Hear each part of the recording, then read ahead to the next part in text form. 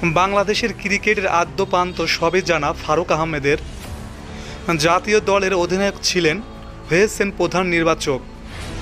বাংলাদেশ ক্রিকেটের ক্রান্তিকালে হলেন বিসিবির সভাপতি। যুব ও ক্রীড়া মন্ত্রণালয়ে বুধবার বিসিবির জরুরি সভায় তাকে বিসিবির নতুন সভাপতি করা হয়। তার আগে ইমেইলে সভাপতির পদ থেকে পদত্যাগ করেন নাজমুল হাসান পাপন।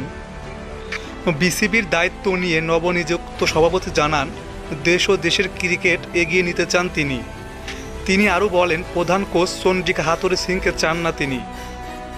এছাড়া তিনি আরও বলেন, সাকিব আল হাসানের ব্যাপারে কঠোর হবেন, তামিম ইকবালকে মাঠে চান, তা না হলে বোর্ডে চান ফারুক।